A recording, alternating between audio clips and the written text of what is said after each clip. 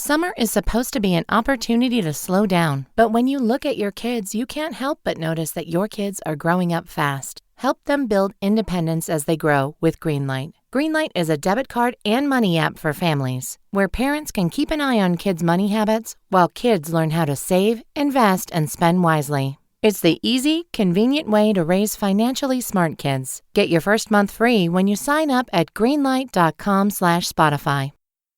Overnight, Dunkin's pumpkin spice coffee has sent folks into a cozy craze. I'm Lauren LaTulip reporting live from home in my hand-knit turtleneck that my Nana made me. Cinnamony. The home with Dunkin' is where you want to be. This episode is brought to you by Experian. Are you paying for subscriptions you don't use, but can't find the time or energy to cancel them? Experian could cancel unwanted subscriptions for you, saving you an average of $270 per year and plenty of time.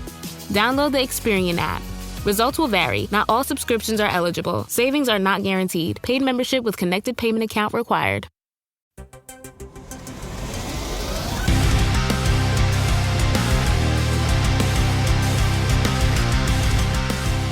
What is up, everyone? Welcome to There Can Only Be One, the podcast that puts together the all-star best-of playlist of your favorite bands and artists.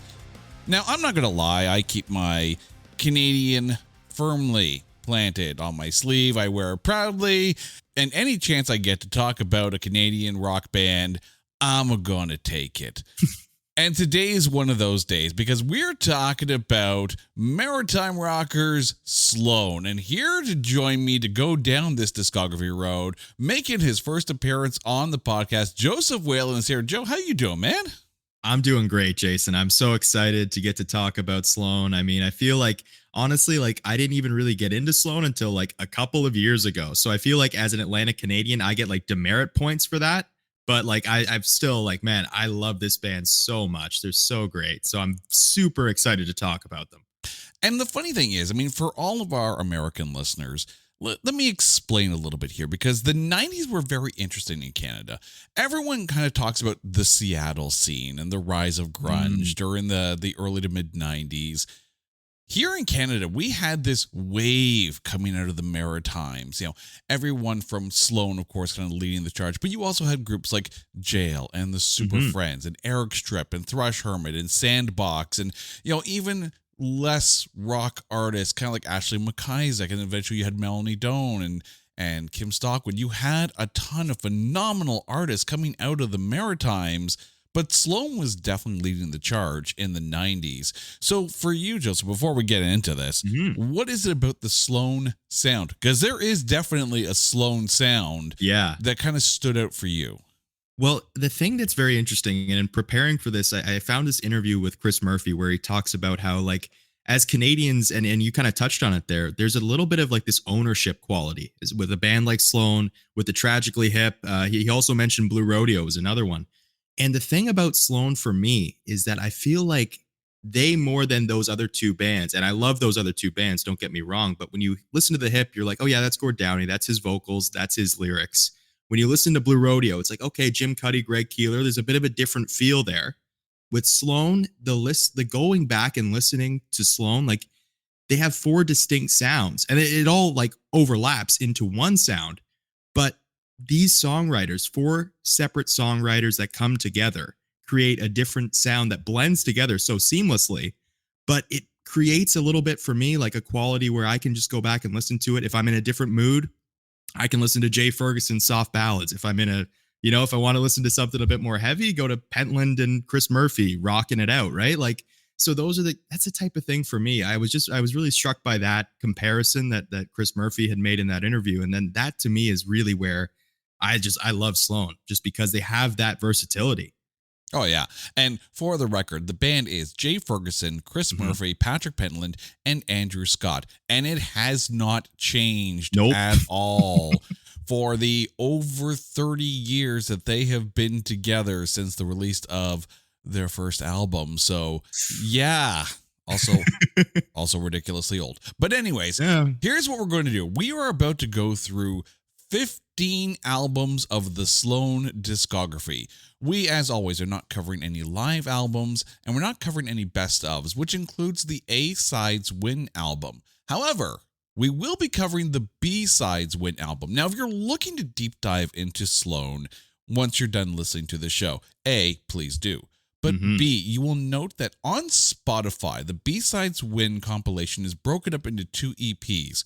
We're going to treat it as one because that's how Wikipedia listed it, so apparently Wikipedia drives everything.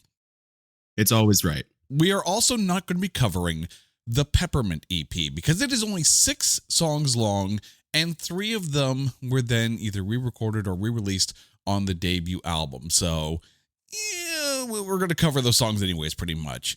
My dad works in B2B marketing. He came by my school for career day and said he was a big ROAS man. Then he told everyone how much he loved calculating his return on ad spend. My friends still laugh at me to this day. Not everyone gets B2B, but with LinkedIn, you'll be able to reach people who do. Get a $100 credit on your next ad campaign. Go to linkedin.com/results to claim your credit. That's linkedin.com/results. Terms and conditions apply. LinkedIn, the place to be, to be. Storms are brewing. Crocs Echo Storm, that is. It's their most striking sneaker that is the perfect blend of form and function. From a sink-in soft feel to a seamless slip-on design, the Storm will help you build your streetwear style while supporting you wherever the day takes you. Plus, there are brand new colorways you won't want to miss. Shop Crocs Echo Storm on crocs.com today.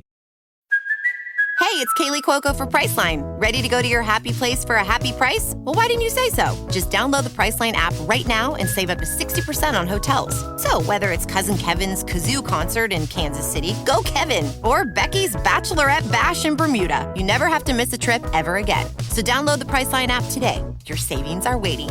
Go to your happy place for a happy price. Go to your happy price, Priceline. But let's get to that debut album, Smeared, released October 1st, 1992 in Canada and January 13th, 1993 in the US. It peaked at number 72 in Canada and is certified gold. There were 5 singles off of this one. Underwhelmed hit number 1 on the CanCon charts and number 25 on the US modern rock charts.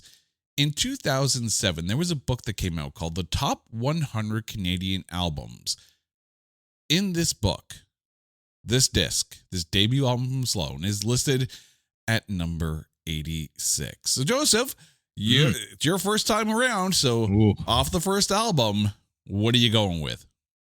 Man, this one is, it's a slightly tough one. I mean, I think for me, it's 500 Up. 500 Up is just such an iconic song. If I went to a Sloan show a couple years ago and the place goes nuts for that. Just the cascading instrumentals, the drum fills, the singing, the harmonies, all of it is just so beautiful. But then, like, obviously you talked about Underwhelmed, that lead song on that record, and just the opening line of it, like, underwhelmed, if that's a word. I know it's not because I looked it up. Like, that's just such a, I love that so much. It's just such a great lyric from Chris Murphy. But then there's also later in the album, Sugar Tune. I love that song. It's a great Patrick Pentland tune. He's got some fantastic vocals on it. Like, this is a really good debut album that really gave you a nice taste of what Sloan was going to offer you. But 500 Up for me, like, that's just an iconic Sloan song. I could not pick 500 Up. This is going to feel very repetitive because I did have 500 Up in my short list. I also had Sugar Tune in my short list as well. However, Underwhelmed, when you think about that single, and you mentioned the opening line, right? Sloan has this habit of writing lyrics that are the kind of lyrics that you would see people writing in yearbooks, on tattoos, like on random social media posts these days. Not that social media was really a thing back in 1992, but still, I'm sure there was a BBS out there somewhere where someone had that as their status or whatever. But the thing is, that's what makes Sloan so good. Aside from good hooks and good harmonies, because that is undeniable, it's their lyrics. And they're ridiculously quotable. And there are a few lyrics that we're going to be talking about during this show where I know I still repeat them to this day, but I can't not pick Underwhelmed. Like that is such an absolute banger of a tune. And what a great first introduction to a band. Oh yeah. Unbelievable. And the funny thing about, you mentioned the lyrics too, is I watched an interview with the whole band on Q with Tom Power, and a song from this album, What's There to Decide, the final song on this album, was one Jay Ferguson had written. And he had spoken about, Patrick Pentland had picked that as one of his favorites from the entire catalog. And then Jay Ferguson spoke about, well, I don't really like that song lyrically. I feel like it's underdeveloped lyrically. And it's like, to think about how far these guys have come, like you talk about 30 years on the go. So like, then I got to thinking about, okay, well, even from 1992 to 2003, when Action Pact came out, which we'll get to obviously later, but in that time frame, like how many songs with those lyrics that they had written where you're like, that's such a great line, how many are they thinking, oh man, that's just not a good line, right? Like that's the kind of thing that I was thinking about afterwards. Well, I mean, I think about the follow-up line. You mentioned she was underwhelmed, if that's a word. I know it's not because I looked it up. That's one of the things I learned in my school, right? Like, oh my God, like, it's coy. And that was the thing. Like, there were a lot of bands around that time that had lyrics that were like that. Lowest of the Low is one that constantly comes to mind. If you've ever had a chance to listen to Toronto's Lowest of the Low, you are going to get some fantastic lyrical phrasings. I actually had a chance to talk to the singer from the Lowest of the Low on my old Made You a Mixtape podcast, and that recording is still on YouTube, so you can still find that there. But Sloan really were lyrical masters in creating crafty, catchy phrases. Yeah, 100%. I agree with that entirely. And I mean, we mentioned 3 songs. I want to just throw in a fourth. Median Strip is such a great rock song too. Like I just to throw that one in there too. But like, 100% lyrically. And I think we're going to get into, for me, in some later albums, one of these guys stands out lyrically to me. And that came through in some of these later albums, and I'm excited to talk about that.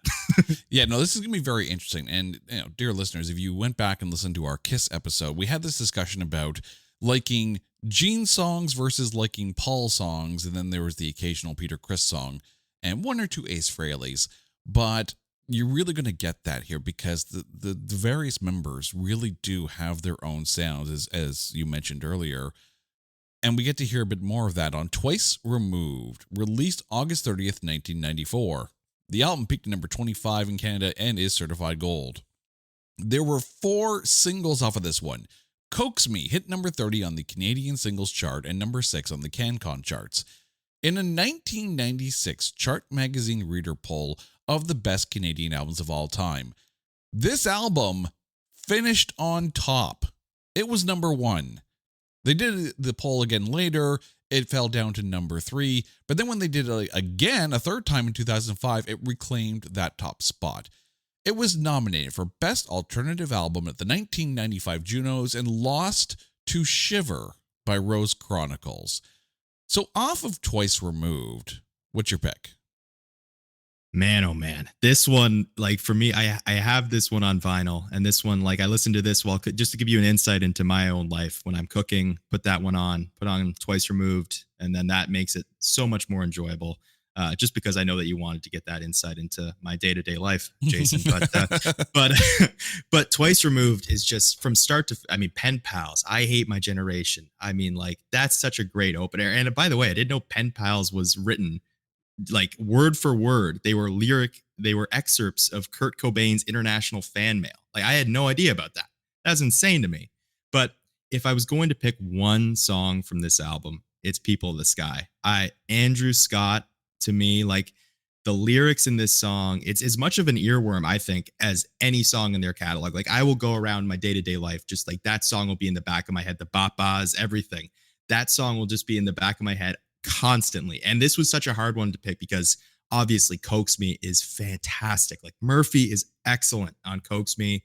Lyrically so gifted to like I mean, again, where you talk about like the lyrics, if I drink concentrated OJ, does that mean consolidated's okay? Like, like just like stuff like that where you're just like, man, how do you come up with that? But then later in the album, Deeper Than Beauty, I also love that song. I Can Feel It. And you mentioned Jail off the top. Jennifer Pierce appears and does some backing vocals there, but People of the Sky, I have to go with People of the Sky. I just love that song so much. Yeah, you mentioned Jennifer Pierce. She of the band Jail. It's kind of cool. I actually did get to open for Jail and the Super Friends back in the day, and I was much younger then. But that's still it's still kind of a cool little thing. But I mean, yeah, Pen Pals definitely is on my short list. Worried Now, I also had on my short list, but I can't not pick Coax Me. Aside from the concentrated OJ lyric, again, one of those things where you just sit there and go, okay, it's brilliant. I mean, between Sloan and Lowest of the Low and probably the Bare Naked Ladies as well, again, just iconic yet completely out there kind of lyrics that really get you. But for me, this is about the songwriting and not necessarily about the lyrics. That sweet guitar tone on that, your harmonies going into the falsetto, like at the end of the chorus, and going into the bridge, but also tambourine. We got to talk about this for a second here, right? Like the tambourine work on this song is, like everyone jokes around. It's like, we need more cowbell, and there's a lot of hand claps throughout the 15 albums that we're going to be talking about here. The tambourine work on Coax Me is just like, okay, someone definitely brought the wrist power to the studio when they did this. But again, it's the guitar tone, it's the falsetto though. Like you find yourself, and it's not really a high falsetto. It's singable in the car. Trust me, I've tried, but it's one of those ones where it kind of stands out. I think honestly, like it pains me deeply. It truly does pain me deeply not to pick Coax Me, because it is such a fantastic song. Both of the, like that and People of the Sky, I went back and forth so much. But then I think, like, for me, I think Andrew Scott is on point lyrically in People of the Sky. Like, I mean, just talking about like the situation that he is, where it's adultery, it's there's a child involved. It's just a very messy situation. But lyrically, he points it out all so beautifully. And I think that the guitar, the bass in that song to me really stands out. So I had to go with People of the Sky. But Coax Me, I mean, unbelievable. You talked about the lyrics, but the music itself, like the falsetto, the harmonies. I mean, you can talk about Sloan's harmonies. We can have an entire episode just talking about their harmonies, to be honest. And since this is your first time on the show, you now know the pain of having to only pick one song off an album. This is the worst, man. It's like, I think we talk about editing or video editing, and it's like killing babies, man. It's tough. Yeah, it is. I can't believe we actually used that phrase here. Yeah, gotta learn how to kill your babies, and this is what we had to do. But that's the thing, and I warned you when we were talking about getting you on the show that this was going to be some of the hardest choices of your natural born life, and here we are. Yeah, it's still coming. One Chord to Another, released June 12th, 1996 in Canada and March 11th, 1997 internationally, peaked at number 15 in Canada and is certified gold. There were 3 singles off of this one. Everything You've Done Wrong peaked the highest on the Canada Singles Chart, hitting number 6, and The Good in Everyone hit number 9. Sloan won the Best Alternative Album Award of the 1997 Junos with this album. A 2000 Chart magazine poll ranked this as the 9th greatest Canadian album of all time. And in that aforementioned 2007 Top 100 Canadian Albums book, this album ranks at number 34. I need to drop my pick here first here, because there needs to be something said about this one, because occasionally when you look at an album and you look at the track list and go, oh, it's going to be this one, it'll be fine. I thought it was going to be that with The Good in Everyone. But the interesting thing for me with this album is that I find The Good in Everyone, which I thought was going to be the highest charting single off of it, it feels almost like if this is the only song you know off this album, then you go into the album, The Good in Everyone kind of feels almost like false advertising, because the rest of the album, you are getting a lot of Beatles influences, you're getting a lot of CCR influences, you are very much getting that classic rock. And with the Beatles, I find it's not necessarily like early Beatles, this isn't Help kind of Beatles. No. This isn't, Saw Her Standing There Beatles. This is very much like your Sgt. Pepper's era Beatles. And but for me, off of this one, I ended up going with Autobiography. I love little musical turns of phrase, and the fact that they have that little phrasing from Dream On by Aerosmith snuck in there into the song, and you're sitting there, you're listening to the album, and it's like all of a sudden, like, wait, whoa, I know that, Rick. I know that lick. Like, and it's one of those things where it perks you up. It's it catches your ear.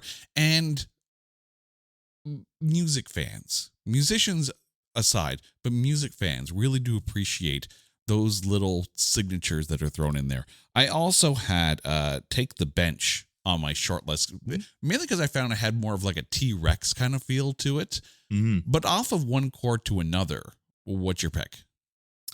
Man, this is another really difficult one, because I think if you'd asked me about this like 2 years ago, like when I really, really started listening to Sloan, the answer would have been very easily, it would have been Everything You've Done Wrong. Just the horns at the end. I just love that. I love extra added, like when you get a band like Sloan and you're kind of used to what you're going to get a lot of guitars, you're going to get the beautiful harmonies, you're going to get keyboards snuck in there.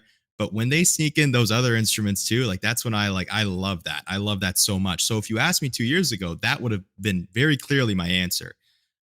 But I had to go with Lines You Amend, because for me, one of my favorite things throughout their entire catalog are songs where Jay Ferguson and Chris Murphy exchange, where they go back and forth and like they share vocals. And that happened on I Hate My Generation, and that's why I really like that song. This is, to me, one of my favorite Sloan songs, and it's because, I mean, Jay Ferguson, I mean, it's such a soft, like, it's soft opening. But yeah, when you think about the lyrics juxtaposed with the sort of cheery opening, the acoustic guitar, and then you get lyrics like, what's so bad about dying anyway? Like, that's kind of, to me, I kind of really like that juxtaposition throughout music. Like, that's one of my favorite things, when you get like an upbeat, cheery song that has these lyrics underneath where you're just like, wait a second, like, are they talking about what I think they're talking about? Like, what's going on here? So Lines You Amend, for me, I love that song so much. But then, yeah, Everything You've Done Wrong was a short one for me. Nothing Left to Make Me Want to Stay. That is a Chris Murphy absolute belter. I love that song. And then Good in Everyone's a great opener. Can't Face Up is a great tune. 400 Meters, Andrew Scott at the very end, sneaking in one that's like Andrew Scott songs are very haunting. Like, they're just like, they're kind of like a bone chilling type of song. And I love that one to close it. Junior Panthers, another one that's great from Ferguson. But Lines You Amend, again, the Ferguson Murphy exchanges is going to be a theme for me. And that one, I think, is the most iconic of Sloan's catalog in terms of them sharing vocals. I love it. There was something about that era, too, of songs that were ridiculously boppy and happy. Yeah. And then you really discover what the lyrics are about. And anyone who has listened to The Way by Fastball knows this very well, because that's not a happy topic in that song, but yet it's a summer bop. Even Hey Ya from Outkast. Yep. You know, I mean, there's a song where it's like, you know, you sit there, you're clapping, you're dancing, you're shaking things like a Polaroid picture. Then you realize it's about people staying together just for the kids. It's like, oh, yeah. Oh dear. But yeah, Sloan, again, I found this album very different from the other twos, and obviously it gets a little different, you know, the further down you get. This one, again, it was one of those things where I thought it was going to be the Good in Everyone. I was caught off guard by the amount of beat. And this is the one thing I discovered, because I'll admit, prior to researching this episode, my Sloan knowledge came primarily from the singles and the ones that got played on the radio the most. Deep diving in, you really hear those influences all throughout. Yeah. Oh, 100%. And I think for me, it becomes very, very evident on the next album. Oh, yes. And that next album being Navy Blues, released April 28th, 1998, peaked at number 5 on the Canadian album charts and is certified gold. There were 3 singles off of this one. Money City Maniacs hit number 7 on the Canadian singles charts and number 4 on the Canadian alternative charts. The album was nominated for Best Rock Album at the 1999 Junos, lost to the Tragically Hip for Phantom Power. Well, I mean, if you're going to lose to anybody, you might as well lose to the hip, right? Yeah, I think that's a fair shout. Canadians sit there and go, yes, absolutely. Americans, please understand, Tragically Hip is Canada's house band. But off of Navy Blues, what is your pick? Okay, so admittedly, I'm going to spend much less time on this album talking about my pick because it's I mean, come on, it's Money City Maniacs. I mean, I was thinking about like if I were to go to a Sloan concert and not hear Money City Maniacs, I would be deeply, deeply upset. It's the Future Shop song. Like everybody loves that song. But yeah, it's Money City Maniacs. But to me, this album, it really stood out. The Beatles influence, particularly from Andrew Scott. I thought Andrew Scott on this album, he shines as bright about, I think, than any individual member on any album in Sloan's catalog. I love Andrew Scott on Navy Blues. Sinking Ships. This loose lip of yours could sink Fifth Avenue. It's just, oh, that's a great lyric. Like I think Andrew Scott to me, like, and we talk about the individual sounds. His songs are all very lyrically dense, like very lyrically dense, musically dense too. But lyrically, it's just very heavy. These songs that he's talking about and that he's writing about.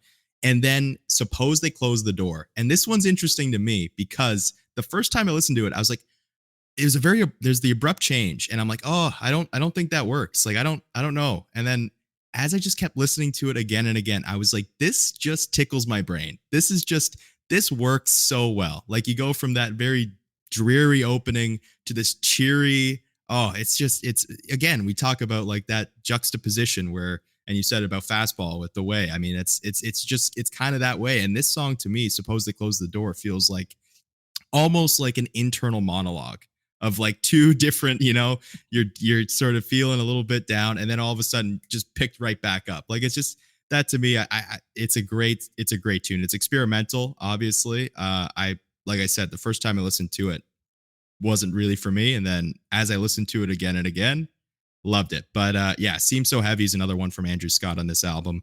Keep on Thinking. It's a great tune. Iggy and Angus is a great tune. But Money City Maniacs, I mean, like, it's Money City Maniacs. You did mention my short list pick there was Iggy and Angus off of this, but you are right, Money City Maniacs. Now, we talked about the lyrics. If you admit that you were wrong, then we'll admit that we were right. Just love that lyric. Yeah. Love that lyric. And again, like, I've never had the chance to see Sloan live, and you get the feeling that like those are the moments in those songs where you just walk away from the microphone and you let the crowd take over. Oh, 100%. And I mean, like, that's a song, the atmosphere. Once you hear that siren to start it off, it's like that's it. Like the place goes insane. Like and yeah, that's a great lyric. Yeah, and that's the thing too. Like as a concert opener, that's got to be. You hear that air raid siren, you are hyped, and that intro guitar riff. Oh man. Our good friend Brian Colburn over at My Weekly Mixtape, episode 1 of that podcast, I got to guest on that, and we talked about opening guitar riffs. And if we ever do opening guitar riffs volume 2, this might be one that I have to throw in the mix. It is. Yeah, it's electric. I mean, I love the opening to this song. I mean, Andrew Scott on the drums, fantastic. I mean, it's just a great. And then Chris Murphy coming in again with like that second alternating. When they get these songs where you're alternating the lyric or the singing, excuse me, that to me is where Sloan really pops because you're listening to each of these songs individually and you're thinking you're going to go through. Okay, this is a Patrick Pentland song. It's going to be Patrick. And then when you hear Chris Murphy like voice ringing out like always, it's just it's such a nice change. But yeah, musically, I mean the guitar to start that off is it's fantastic. The driving beat, Andrew Scott on the drums, fantastic. Between the Bridges, released September 21st, 1999, the album peaked at number 17 on the Canadian album charts. There were 4 singles off of this one. Losing California charted the highest, hitting number 18 on the Canadian alternative charts. So off of Between the Bridges, your pick. My pick off of Between the Bridges is Marquee and the Moon. The song is so whimsical. Like just the piano off the top. I love songs that are stripped down to the nuts and bolts of it. And this is Chris Murphy at a piano belting out a tune. I love this song. It's just got lyrically, it's very strong. I feel like music, I mean, his voice on the chorus, lifting in a balloon, I feel like I'm in a balloon floating above. I can see the marquee and the moon. that to me is just such a, and the way he delivers that line, I love it so much. But this album to me, I got stuck on this album. Like we were trying, like I was saying before, there's so much in Sloan's catalog where you have to work through and you have to make these notes and say like, okay, this song has this song has this, whatever. I got stuck on Sensory Deprivation. Like I could not stop listening to Sensory Deprivation, waiting for the slow songs. I could not stop listening to those songs like every single day. Like I was like, okay, I have to go now and listen to any like Action Packed, Never Hear the End of It. I have to get through all of these. I just got stuck on this album. Between the Bridges is such a great album, and Marquee and the Moon for me is just an amazing tune. I love it. That's the thing when you stumble across a song on an album, or even an album in general, where it's like you're repeating and you're repeating and you're repeating the song. You know, that was the way it was for me the first time I heard Alive at Last from Candlebox off of their Disappearing in Airports album. I think I listened to that song, I think maybe 10 times in a row before I could move on to the rest of the album. And there are a ton of songs off this album too. Like I had Sensory Deprivation on my short list. I had All by Ourselves and Friendship. Ooh. But my pick for this one is going to be A Long Time Coming. Oh, that's a great one. This is a montage literally waiting to happen. Like honestly, it needs to happen.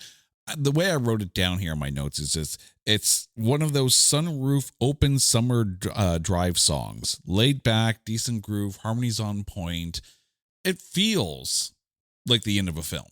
Yeah, I agree. And I honestly, I have a line from that song written in my notes. Doesn't matter what side I'm on. I always feel like I'm in the wrong. It's just like, that's such a great lyric to me. And I think Patrick Pentland has some of these songs in this catalog where it's just like, you just feel good listening to them. Like I feel like he has some of those ones that are more sort of tailored for radio, but as you say, that would make a great song for a montage. And honestly, Marquee and the Moon, the reason why I picked that is that song makes me feel like I'm in a movie, to be honest. That song has that quality about it. There are a number of movies out there, and I think there was one recently where the entire movie was inspired by Bruce Springsteen songs. Right. And you think about some of the songs and some of the lyrics written by Sloan, and like you go over all of these albums, all 15 of these albums, and there's a movie in these lyrics somewhere. Oh yeah. So, dear universe, we need a Canadian movie based on the lyrics of Sloan. And you need a good director, and you need a Canadian-born director. Mm-hmm. You know, so maybe a Sean Levy, who's, you know, once he's done with the whole Deadpool thing, you know, absolutely, or even an Adam McGoyan, you know, someone along those lines to be able to sit there and take a look at all the lyrics written by Sloan. And by the way, Sloan, if you're listening to this, you know, you can pitch it yourself and film it yourself. That's cool too, but. Yeah, but I'm just saying, this is what I want the universe to provide for me. I want a movie based on Sloan lyrics. I would be 100% on board with that. And by the way, I think we need maybe a little bit of East Coast touch to that, East Coast flavor. Maybe get Alan Hocko in the mix creatively. Yeah. You know, I think that would work. I feel like people would love that. Right? Get some Canadian acting talent in there. Like, just make it 100% CanCon. Done. 100%. I need it. We now move on to Pretty Together, released October 16th, 2001 in Canada and April 23rd, 2002 in the US. The album peaked at number 12 on the Canadian charts. There are 2 singles off of this one. If It Feels Good, Do It, and The Other Man, but neither charted. The album was nominated for Best Rock Album at the 2002 Junos and lost to Silver Side Up from Nickelback, and I'm sure this is Nickelback reminding them of how they lost at the Junos. Ooh. Sorry, I went there. There. Off of Pretty Together, what did you go with? This one is a really difficult one because I left some iconic Sloan songs on the board. I didn't pick them. I went with Dreaming of You, which is a very Jay Ferguson song. And the reason why I did, and this is going to be the most pretentious that I sound on this podcast, so I apologize from the outset of this. I think this song is profoundly human on a level that I don't think any other Sloan song really gets to, because I think in these lyrics, you're hearing somebody trying to rationalize thoughts and feelings that cannot be rationalized. And I feel like it's really poetic, honestly. And I'm not even sure if looking back on it, that this is the strongest song on the record. I would really like to know, as I mentioned earlier, about how Jay Ferguson on What's There to Decide off of Smeared said lyrically he felt it was underdeveloped. I would love to know what his thoughts on this song are, because truly I think that these are masterful lyrics. I think that, you know, it builds so perfectly. And then you also are talking about this line where it's like, you know, just drifting day by day, no one seems to notice it. Like you're dealing with these deep feelings, these emotional feelings, and it's incredibly relatable, just because like on a deep level, I think we all understand that, having been through feelings, you know, whether it's a crush, whatever it is, you have that sort of feeling where you are coasting. Like there is not a thought occurring up here. You're just going by, and no one seems to really catch on to the fact that you're just completely checked out, that you're dealing with whatever else is going on. And to me, I just really think this song, it's just such a really strong song lyrically. And also the music is great. I love the guitar. I love how it picks up, because it starts off so soft and then it really builds. Like it's a crescendo throughout the entire song. So for me, Dreaming of You is just a tune that I related to at a specific point that stood out to me at that point. And it's something that I can't not pick now. But I mean, obviously, 2 singles off the album that you touched on, The Other Man, It Feels Good, Do It, The Life of a Working Girl. I heard that the first time, I was kind of like, I don't know. It's grown on me a lot, but Dreaming of You is my pick. And those are the kind of feelings that make a song kind of have a longevity. Like, I'm sure if anyone who is, you know, kind of in that same mental state of like, you know, there but not there kind of thing, and they discover this song, they'd be like, no, I'm there now, and it's good. Yeah. Of course I had If It Feels Good, Do It, and Who You Talking To on my short list. Oh, that's a great. Right. I love that. And I love A Long Goodbye. The tambourine, we talked about the tambourine earlier. Right. I love A Long Goodbye is a great tune as well. But I'm going to go with The Other Man, and let me explain. So normally, as I was going through the discographies, like when I think about bands from the 90s, especially Canadian bands from the 90s, you know, I was listening to a lot of, and I've mentioned this on the show before, Sandbox I was really into, especially that first album, Bionic. Treble Charger I was very much into. Bands like Rhymes with Orange and Zucker Baby. And, you know, right now American listeners are going, who the are you talking about? But trust me when I say, stick around for a while. We're going to get to a lot of these artists eventually. But yeah, no, there were some really, really good hype power pop kind of bands that were in that era. And then Sloan comes out with a song like The Other Man, which is the complete and utter opposite direction of all of that up power pop kind of stuff. But yet this song it's a movie waiting to happen. Yep. It is. We talked about how we want a movie based on Sloan lyrics. You could write an entire movie based on this one song. Yep. And the funny thing about this song too, is we talked about how these are 4 individual songwriters that come together with their songs mostly already done. They do contribute on each other's songs from time to time. The Other Man is one that Jay Ferguson pointed out in that interview that I referenced earlier with Tom Power on Q. The Other Man's the one that they all contributed equally together to build that song out. So that to me is really it's a great pick for that reason alone. It's kind of nice in their immense catalog that there's this one song that everybody chipped in, brought it together. I mean, the bass line. I mean, the ominous bass line that builds into it. It's a great tune. And yeah, the lyrics, I mean, think there are movies, but we can make another one. Right. I mean, there's the thing too, like as a bassist, of course, I'm going to kind of lean towards this song and the mood that it creates just out of that as well. But I mean, lyrically, this song it's definitely a painting. Absolutely. Yeah. And the thing is too, like I wrote down in my notes, this song is a whole ass mood. Like really, it kind of is. It's great, honestly. I think, lyrically, you talk about it. I mean, we've all been in one situation or another we regret, whether it's in this context or another one. I think we can all relate to that on some level. Oh, yeah.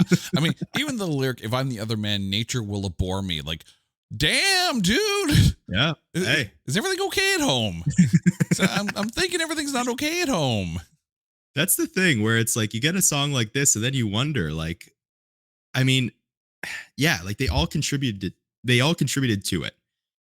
who did the lyrics and what state of mind were they in at that point? Like who's the one that was dealing with this? Because this is a situation that, I mean, maybe the other three knew about it already, but this sounds like, hey, we need to get inside. We need to get inside this drama because there's something that was going on at the production of this song. Right.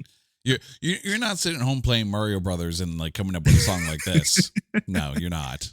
No, you're not a broken man on a Halifax pier. You're you're in dire straits. You've jumped off the pier at this point.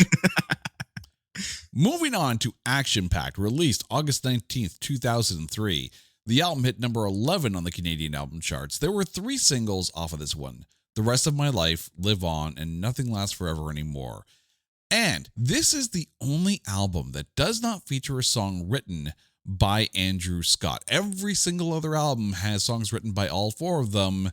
Andrew Scott did not write one for Action Packed. And I'm going to say this album, and this is nothing against Andrew Scott's writing, all this album may be my favorite front to back album from Sloan. I think it is. And I think that they had at that point, it was a conscious effort to make this sort of streamlined, radio ready type of album.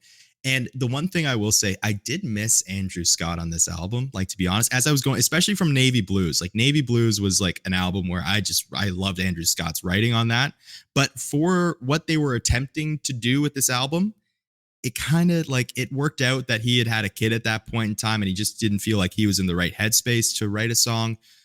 But it kind of like maybe worked out for what they were attempting to go for, because like I said, his songs all very lyrically dense, very musically dense, not really built for the sort of radio elements that like songs on this album are very clearly, they go hand in hand with radio play. Yeah. I mean, I think about talking about Canadian bands. We covered Harem Scarum early on in this show, and we had Pete Lesperance from Harem Scarum on that episode.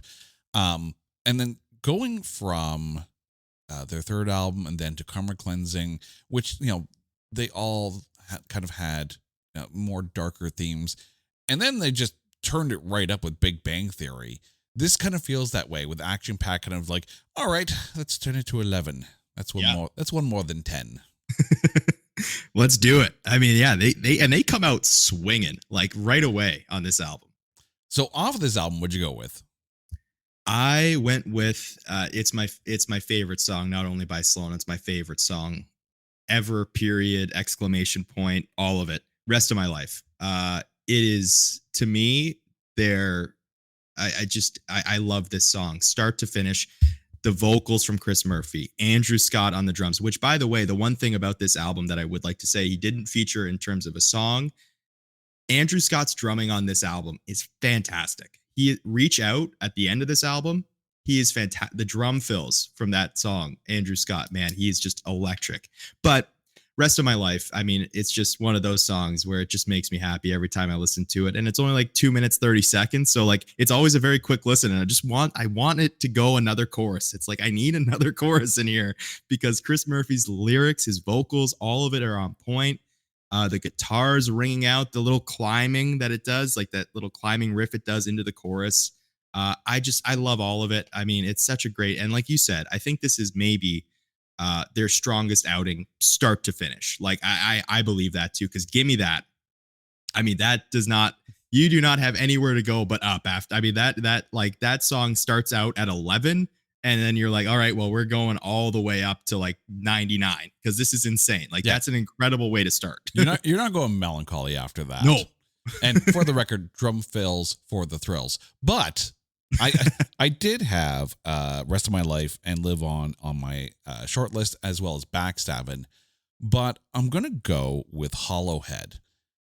This is one of those straight up 4-chord songs, 4 chords in the truth, really. Like this is one of those. And by the way, if you don't know what the hell a 4-chord song is, you have to go and listen to the Axis of Awesome's 4-chord song.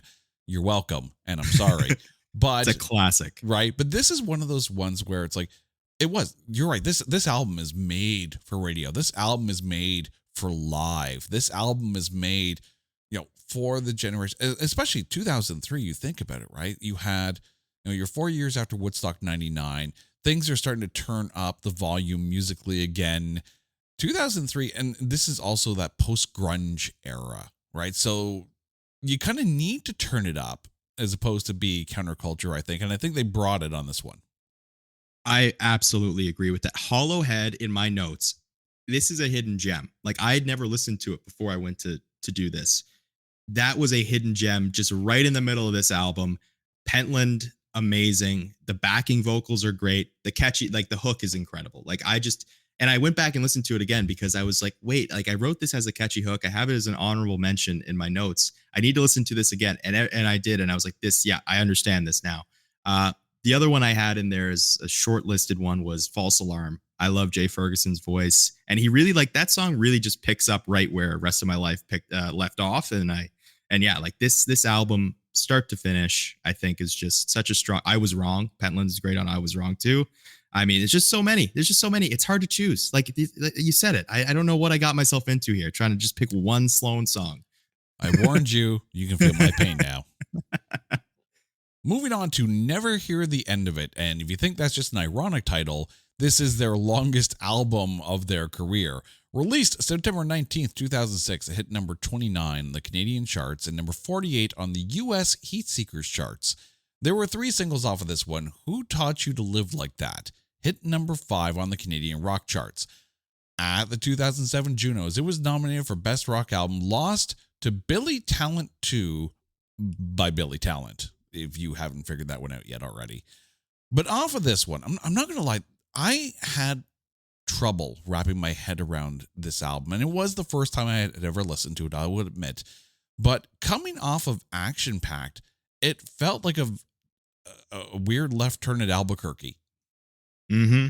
Yeah, I would agree with that. And I think it was, to me, I looked at it where it was like, okay, like I've gotten through, and like obviously to say that I've gotten through, like it was a joy going and listening to all of their entire catalog. I loved it. It was a great exercise for me to get to appreciate some of their work that I hadn't heard before.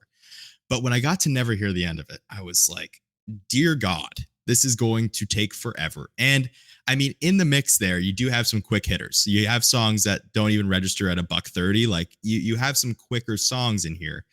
But yeah, 30 songs. It was a lot. It was a lot in there. So I had a hard time wrapping my head around this one too. So off of this, what did you eventually go with? I went with Who Taught You to Live Like That. Jay Ferguson. I mean, his lyrics in this song are incredible. I mean, came through in sections came through inspection towards me in sections. Light disappeared from the room. It's just that's a great way to open a song. I feel like Jay Ferguson's lyrics are just always they're really interesting. I feel like I talk about Andrew Scott being lyrically dense. I feel like Jay Ferguson just has a way with words that I don't know if it's replicated in the other guys. That not to take anything away from them as a songwriter. It's just that it just jumps off the page to me, Jay Ferguson. So I went with Who Taught You to Live Like That. And after that, I mean, it gets really I just have like basically an Ill Placed Trust. That to me, that is classic Patrick Pentland. Picks up right where Money City Maniacs left off. So that was an honorable mention to me. And then Fading Into Obscurity is a great Chris Murphy tune as well. So yeah, this is a very, like we said, it's a hard one to wrap your head around because it's just such a long album. And there wasn't much in terms for me. I didn't love this just because there wasn't a lot of meat on the bone on some of these songs where it's like, you're like, okay, I can see where they're going. And then it's okay, we're on to the next one. So that to me was something that I sort of grappled with. So any of the songs that go like over 3 minutes, I'm like, okay, these are ones that I really like. But so for me though, I think I have to go with Who Taught You to Live Like That. Like it's just a great like concert song. The clapping, you get that going. Everybody has a great time. It's a great chorus. I think that's the one for me. It's funny because you mentioned all those songs and none of them are on my short list or even my pick. Wow. So I love that. My short list was Everybody Wants You, Blackout, and Live the Life You're Dreaming Of. But I had to wait till the end of the album for my only one off of this one. And that's another way I could do it. It's got a good groove on it. It's got some, as I like to call it, head bopability. I don't know if I'd call it a bop per se, but it's definitely got something you could groove to. But yeah, it was hard to get through this album, especially coming off of Action Pack, because when I go through these albums, I kind of go through them in chronological order because I want to hear the general progression of the band and see how things change. And more often than not, there's a lot of, personnel changes that will change the sound. We're talking the same 4 guys for over 30 years. So, kudos to that. Maybe it's a Canadian thing. Who knows, right? You think about Tragically Hip, you think about Rush. Yes, there was a member change in Rush, but it was one, and it was after the first album. But still. But it's one of those things where you want to hear the progression of each album as they were released. And this was definitely a switch up coming off of Action Packed.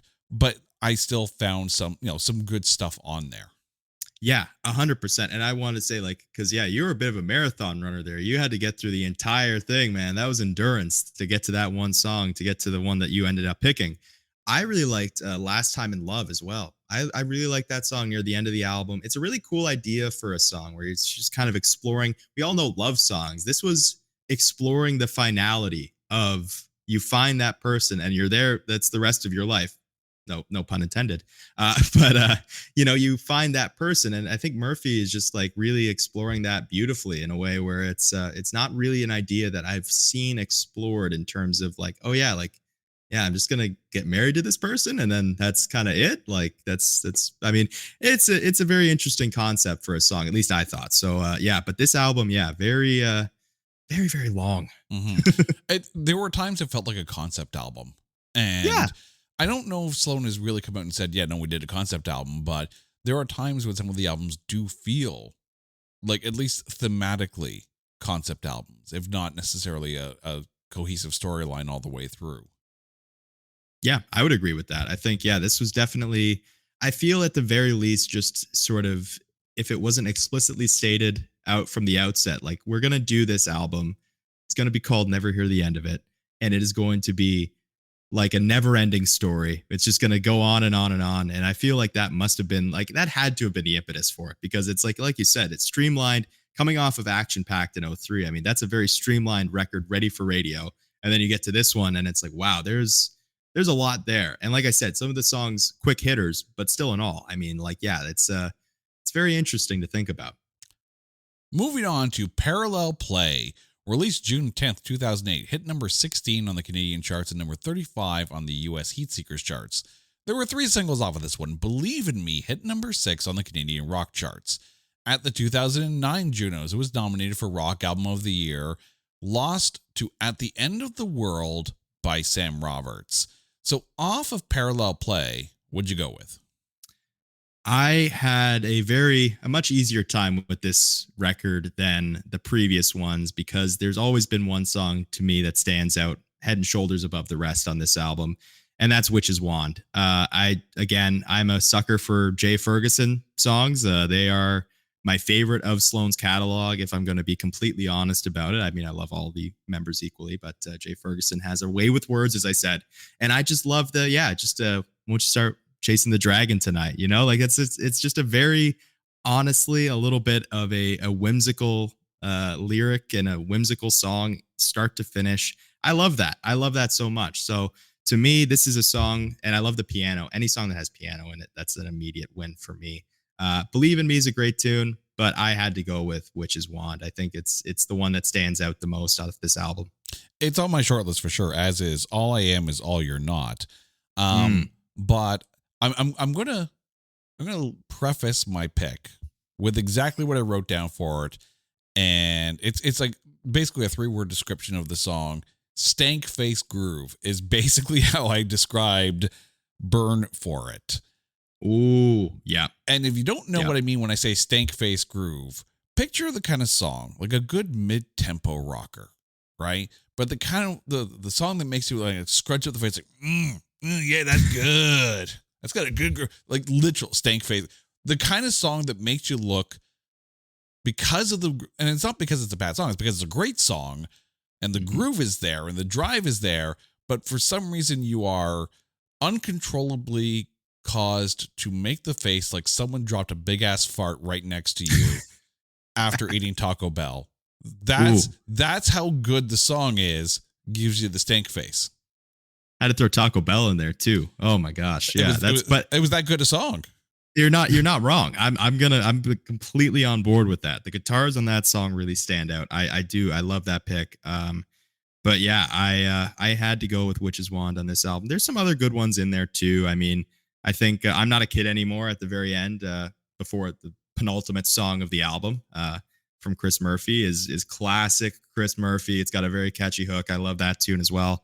But I ended up going with Witch's Wand. But Burn For It was very, very close on my short list too. And now you're going to sit there and realize that you get stank face whenever you hear that song. That it's well, I'll tell you one thing. I'll always remember that description of the song every time I listen to it. Every time you order a cheesy chili burrito, like, oh, Burn For It. Okay, cool. Burn For It. Yeah, there that's you it. go. Hey, slow. I got to go back and listen to Parallel Play. I'll take the Burn For It combo.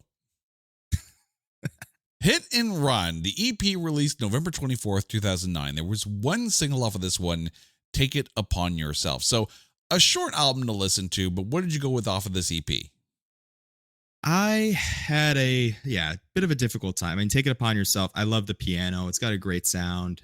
Again, piano songs, those really stick out to me in Sloan's catalog. But I went with Midnight Mass. I like the cool. It's got an acoustic guitar sound. And I think, when you get into this, you get deep into Sloan's catalog, the ones that have like just acoustic guitar kind of throughout, just kind of stripped down, those songs really seem to stand out to me because obviously we're used to like the layering of the extra, the smeared sound where it's all blending in together and you got the layers of these guitar hooks.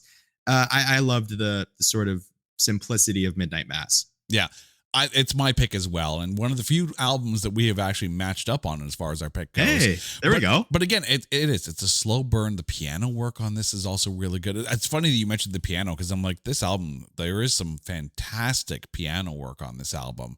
I mean, it's no tambourine, but still. No. I mean, what is a tambourine?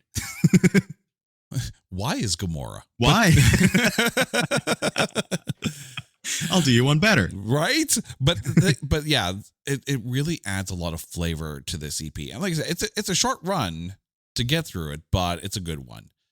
Yeah, 100%. And I think we should mention, and I don't know if he does on the album, but at least when they play live performances, Gregory McDonald is the guy that plays the keyboard. So we talked about the four of them. Gregory McDonald joined later and gets much of the praise from the members for his playing of both the keyboard and the tambourine. Gotta rock that tambourine. We now move on to B-Sides Win, extras, bonus tracks, and B-Sides 1992 to 2008, released February 2010. So off of this one, what did you go with? Yeah, this was really interesting to me because obviously we kind of get to hear some different versions of songs we've already heard. Underwhelmed was cool to hear in a different sort of, not like an entirely different context, but slightly different. But I loved At the Edge of the Scene. I loved like any song where you get Chris Murphy and Jay Ferguson exchanging vocals. Like their voices blend so naturally together, so nicely together. It had cool tempo changes as well, kind of harkening back to like, I love the very abrupt changes from suppose they close the door, kind of not in that it wasn't exactly like that. Like it was a little less abrupt than that, but it kind of like the song shifts kind of very much once Chris Murphy comes in, or excuse me, I think it's Jay Ferguson that comes in after Chris Murphy on this one. But regardless, I really did like this song off of B-Sides Win. That was my pick. Yeah, it was interesting to listen to this, front to back, and on Spotify again, you have to listen to it as two EPs as opposed to a full album. But you do hear the progression of those B-sides from the early days to where they are at this point. Yeah. I ended up going with Out to Lunch because it's whenever I listen to like a B-sides album for one of these shows, I find myself wondering if Out to Lunch could have replaced any other songs on some of those previous albums, or at least, if there are songs on a B-sides collection that you're sitting there going, why wasn't this on the album? Yeah. Out to Lunch is one of those songs. I'm like, there's a really good bop to this. Why wasn't it on one of those albums? And maybe it just didn't fit the overall feel of the album at the time, which is quite possible. But I mean, there is some good stuff on here, but Out to Lunch is definitely one of those ones. I also had Stood Up, the studio version. Again, lyrically very cinematic. Yeah. In that one, but there is some good stuff on here that I'm surprised did not make albums. 100%. And I mean, like, you have to think then too, like you get to a point where, and obviously we've gone through so many of their albums already, but yeah, you kind of wonder. I mean, what was it about these songs in particular did they not sort of jive with on a level where they didn't feel comfortable putting that on the record as opposed to the other songs that did make it? Like those are things that are really interesting to think about, other than obviously how they might feel about some of the songs that were on those records in their early releases, like lyrically and all those things. What about those songs was it that sort of didn't click, that wasn't, they weren't prepared to put it on an album? That's a very interesting thought process. Yeah, like if Out to Lunch was written around the time of Never Hear the End of It, it probably wouldn't have fit that album. Yeah, and I get that, but it's still, it doesn't make it any less of a song just because it's a B-side. It just means it didn't fit the mold of the disc that they were making at the time. Moving on to the Double Cross. Released May 10th, 2011, hit number 32 on the Canadian album charts and number 15 on the US Heat Seekers charts. There were 2 singles off of this one. Unkind hit number 16 on the Canadian alternative charts and number 9 on the Canadian rock charts. At the 2012 Junos, they were nominated for Rock Album of the Year. They lost to Learn and Burn by the Sheepdogs. So, getting back to a full-length studio release, the Double Cross, what's your pick? Off of this one, I think I had an easier time with this one. It's Unkind. I mean, that song is just such a rocker, man. Like just from the outset of that song. I mean, it's a bit of a slow build up to it, but then once it comes in, I mean, the driving, the drums, the driving beat, just so infectious. The guitars are great. Pentland's vocals are fantastic. It's Unkind for me. But then I think, there's some songs on here that I'd never listened to before. And then I loved that immediately after Unkind, you get Shadow of Love, which is a good tune. But then later on, you get Beverly Terrace, where they do a callback to Shadow of Love at the very end of the song. I really like that. I love the continuity of that in terms of this album. And then Laying So Low, you get Tambourine again. Chris Murphy, I remember he joked about how the sales of tambourines have gone up ever since Sloan have been in business. You can really, there's these songs here, especially near the end of albums. They're very tambourine heavy. I noticed that trend as well. But yeah, I had to go with Unkind. It's a great tune. It's obviously the most popular single off of that album. Had to go with that one. Yeah, and it's also my pick as well. It's one of the songs, as I wrote down here, it feels like the end of the set kind of crowd pleaser. Absolutely very much a later in the night kind of show. Laying So Low and The Answer Was You. We talk about The Answer Was You because it really, there was a knockdown drag out fight between Unkind and The Answer Was You. And I actually literally had it written down. It's like, you're just going to have to toss a coin on this one because we can't decide at this point. And I'm still sticking with Unkind. With Unkind, but it was not. Oh, I hate this show. I love this show. I hate this show. It was not easy to pick between these 2 songs. You do this to yourself, Jason. You've come up with this premise. Yeah, I know. I made the trap, and now I'm caught in it. But it's kind of bizarre to me, honestly, that I didn't mention The Answer Was You as an honorable mention. Seeing how much that, like, throughout this entire catalog, I love the songs where Ferguson and Murphy exchange vocals. I think, again, their vocals blend so nicely together. The Answer Was You is a really good tune. Yeah, Jay Ferguson just has a way with words, man. He's just so good. But yeah. We now get to Commonwealth, released September 9th, 2014. Hit number 41 on the Canadian album charts and number 13 on the US Heat Seekers charts. There was one single off of this one, Keep Swinging Downtown, hit number 43 on the Canadian rock charts. Now, let me explain about this album here. The album is done in 4 suites, or suits, I guess, because the front cover of the album is the 4 kings. I understood that reference. Exactly, right? But each section of suites is written by one of the different members of the band.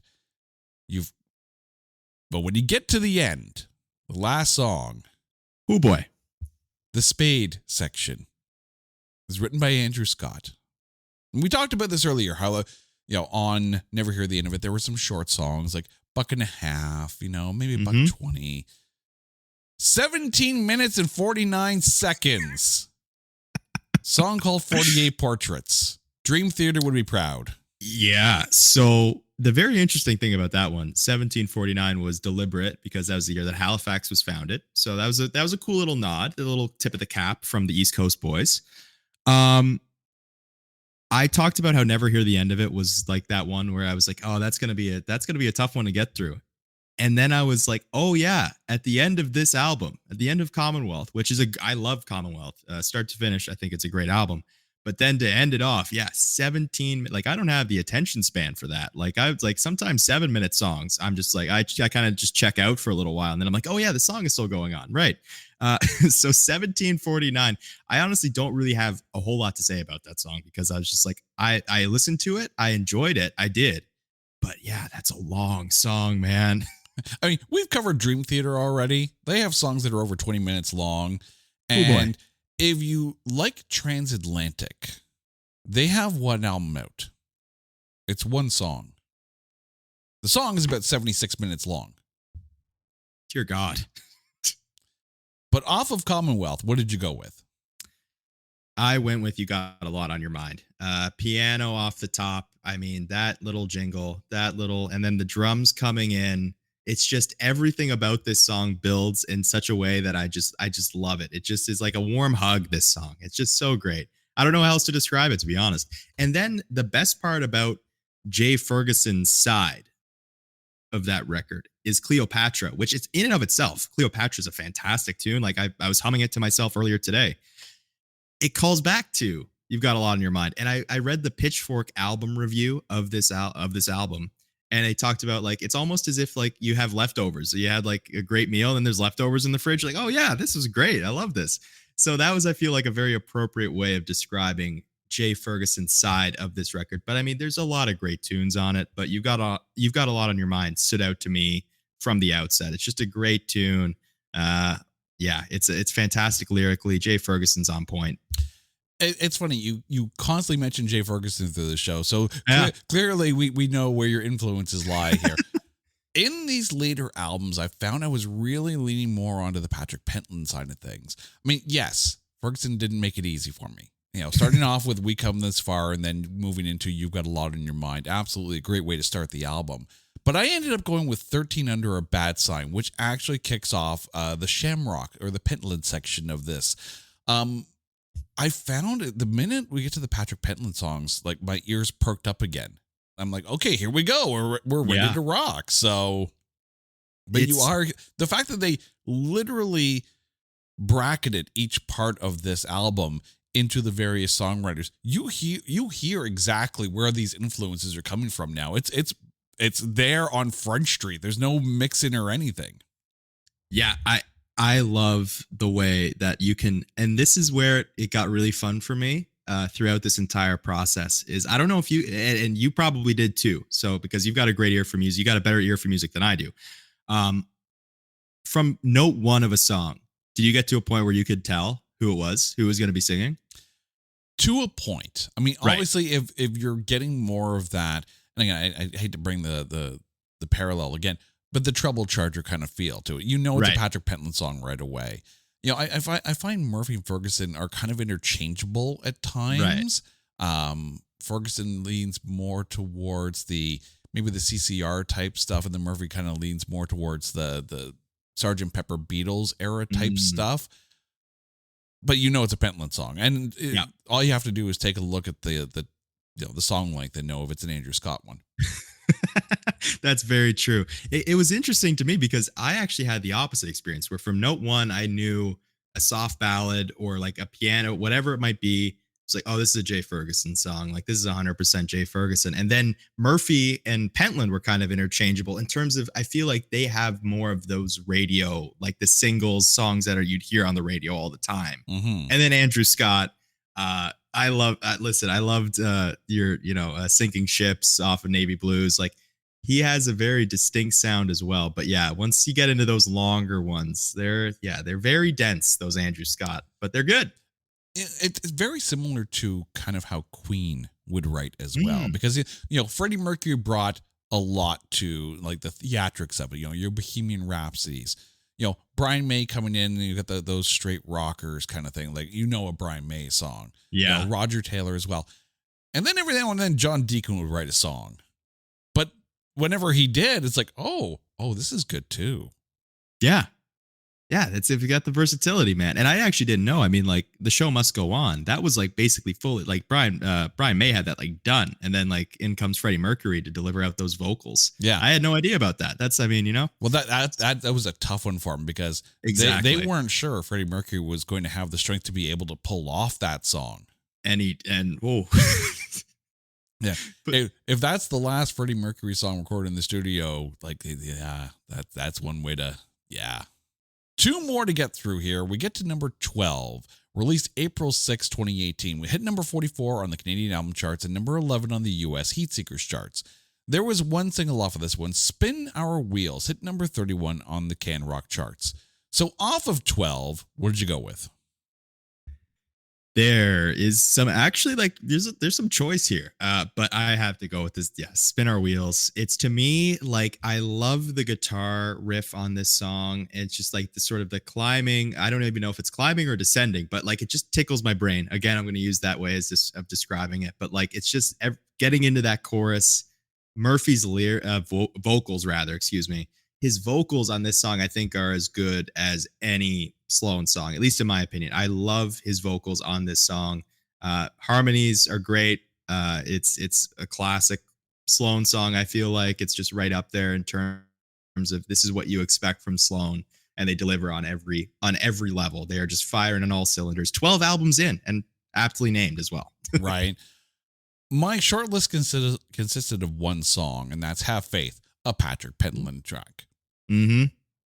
But Murphy wins on this one. I'm going with Spin Your Wheels, or Spin Our Wheels, sorry. The fact that this is the opening track on this, like, hello, open the door, smash down the door.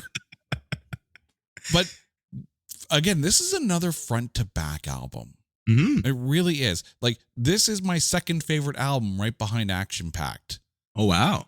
Like, all right. As far as, and I'm not saying like my only one pick is going to come from one of those two albums, but as for the album as a whole, and it's interesting too, because as you know, time goes on and the Spotify generation and the iTunes generation, you're seeing bands like releasing and touring on like a single. Mm-hmm. Because the concept of the album is starting to die in the year of our podcast 2024. An album like 12 is the reason why an album should still exist. At least an album that's front to back.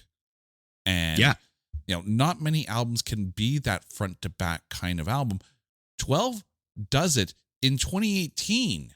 Like, it's fantastic. The fact that this late into their career, and I'm not going to do the math because I'm kind, this late into their career, they're still putting complete packages like this. And I'm going to say, like, there's some other tunes on this album that The Day Will Be Mine has an amazing hook. It's a Pentland tune. It's a great one. 44 Teenagers at the end. Not so much that song was in the mix for me, but I love the nod to Gord Downie in that song. Of the many ways Gord Downie died, I see a kid in my head who will be seeing red until his anger yields in pride. Me and my very own, we're in Barilk goes home. Like, that's just such a cool little nod. And that obviously 2018 came out. Gord Downie passed in 2017. Mm-hmm. So like that was a cool little nod there to a band that I mentioned off the top that Chris Murphy kind of sees Sloan in sort of the same ballpark in terms of that sort of love that they get from Canada that isn't really sort of matched south of the border. But, you know, it's just one of those things. Yeah, I agree with it. This album, I think, is start to finish. And I mean, it starts out hot. Like it goes, there's not, you know, like there would be a lot of ways that you could go down from Spin Our Wheels pretty quickly because that's a great tune.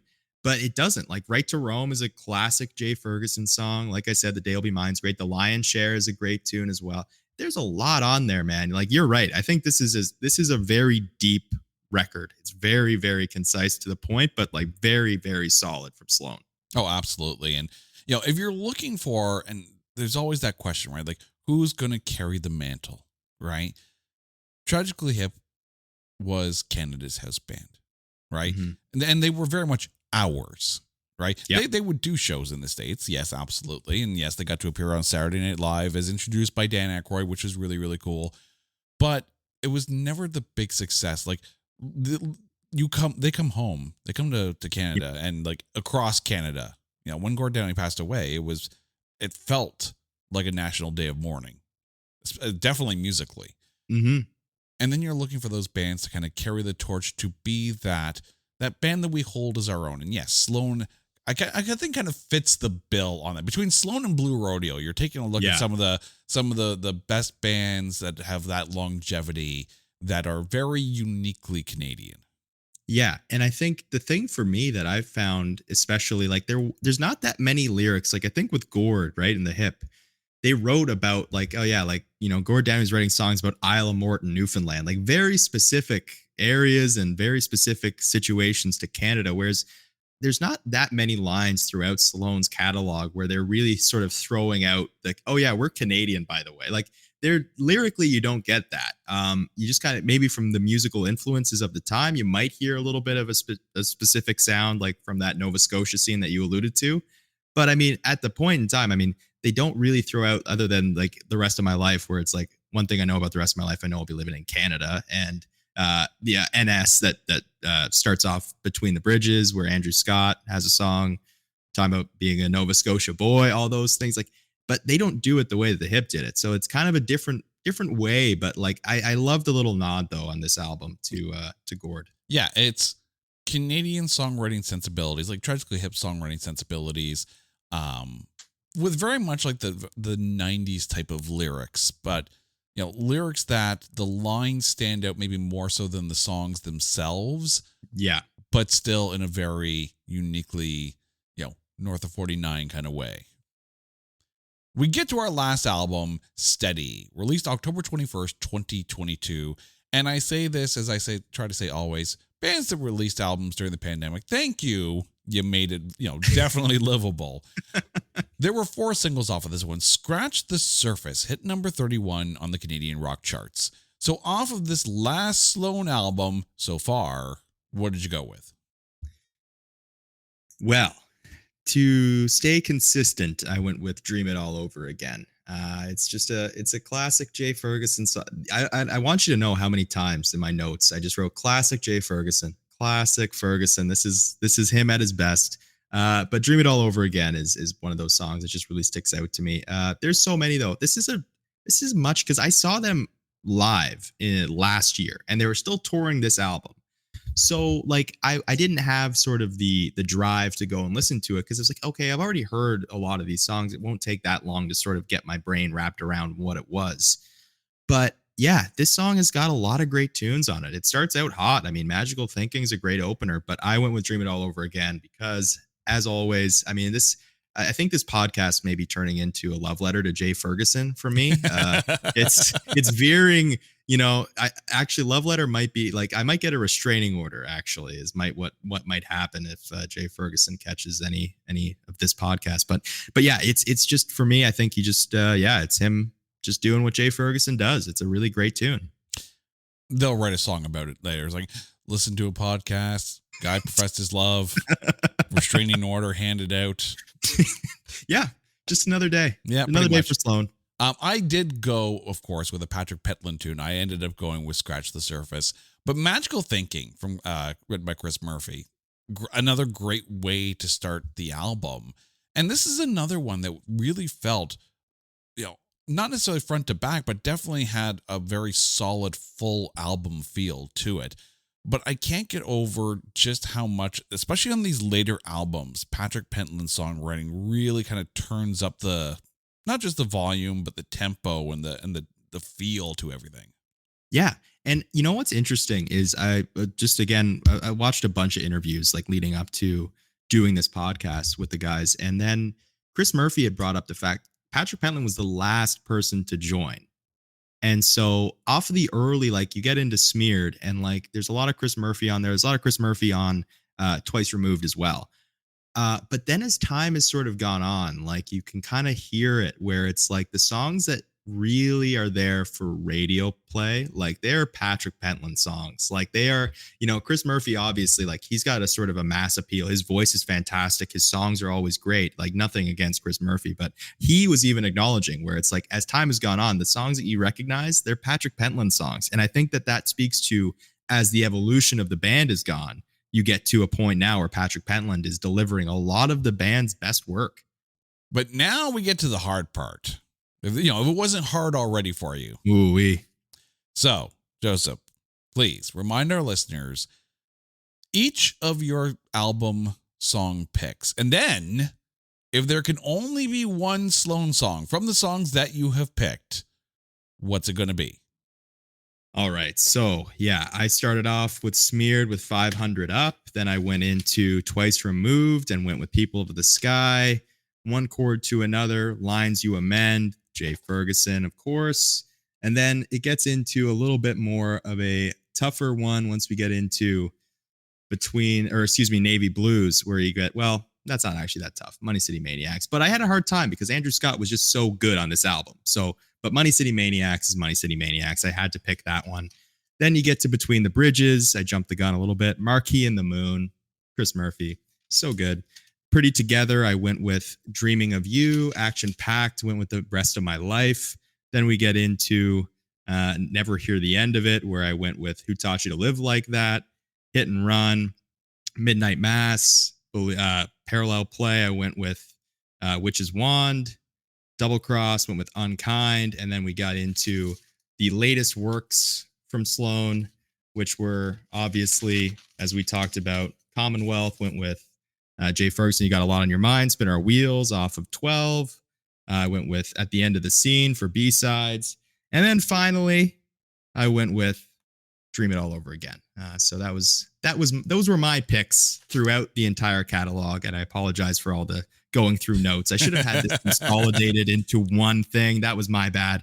But the thing is, I kind of knew where I was going to go with this. So it's The Rest of My Life. That song, I think, aptly for The Rest of My Life is going to be my favorite song because it's just one of those ones where if I were to go to a Sloan show, if I didn't hear, and the one that I went to, man, it got really close to the encores. And it was like, oh man, are they going to play The Rest of My Life? Because I'm going to be really disappointed if they don't. And they did. And I think that one to me, and I remember in that Q interview that I referenced earlier, Chris Murphy talked about how The Rest of My Life might be a song that, like, for the kids that were, I remember hearing that. Like, the thing with The Rest of My Life was I remember hearing it on the radio, and then I found it on Spotify. And then I was like, oh my God. This song just opened up a whole other chapter of my life. And then I think ever since then, it's my top played song the last 2 years, probably will be this year too, though there's some other Sloan songs that are going to be fighting pretty hard for that, I would say. But The Rest of My Life, to me, start to finish, as I said before, I wish there was another chorus in there. I want it to be longer. I wanted another verse, another chorus. It's just, I don't want it to end ever. So that to me is my favorite Sloan song. Yeah, just not 17 minutes long. Not 17, maybe not. There's a nice in between. There's a happy medium, maybe Sensory Deprivation. Andrew Scott wrote it's a great Andrew Scott song. It's about 5 minutes long. We get The Rest of My Life, another, maybe they add to it. Maybe that's something that comes out in the next few years from Sloan. They add to The Rest of My Life and then it's extended, and I'd love that. Just a reminder to you, our dear listeners, if you want to hear the songs that we are talking about, go to our website at notthatbadcast.com and go to the There Can Only Be One page and click on the episode link.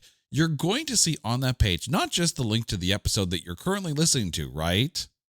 But you're also going to see the playlist, the Spotify playlist of all the songs that we have picked on our list. So deep dive the list. There's also a comment section there. So we want to know from you what songs would have made your list. So be sure to drop us a line and let us know what Sloan songs would have made your list. We want to hear from you and we love to hear from you.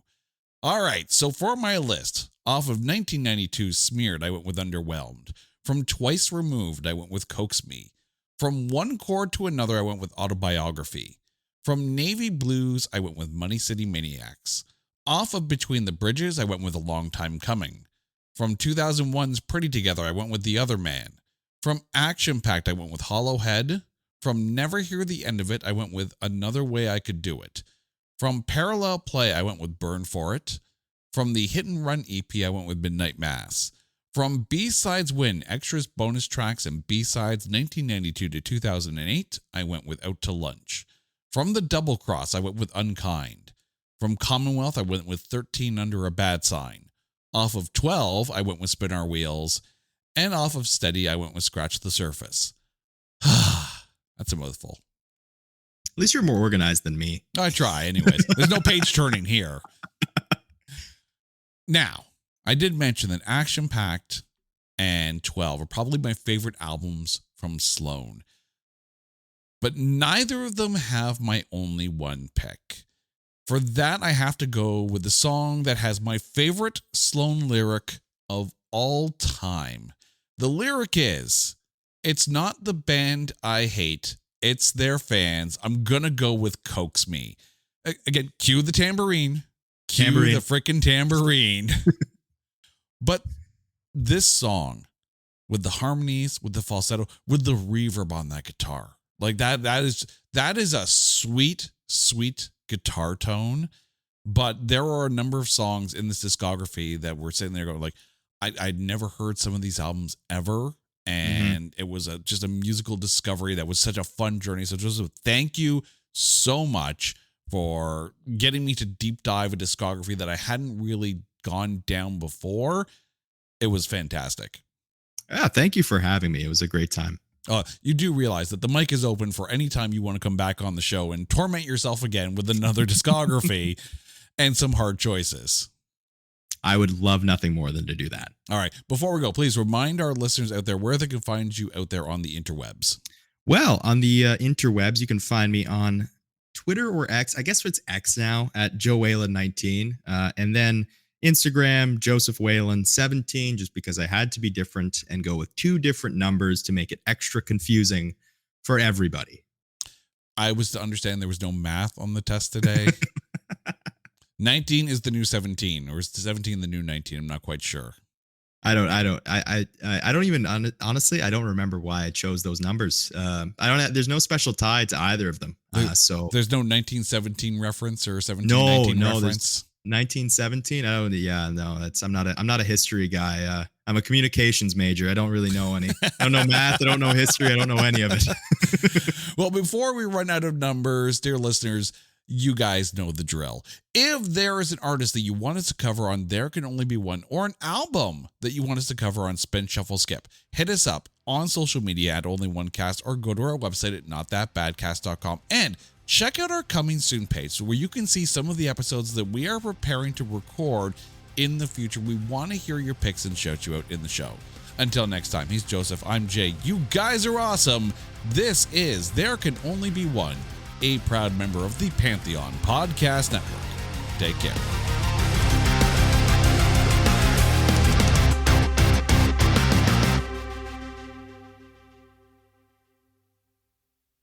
Waterproof Records are your unsinkable tunes from the past, present, and future.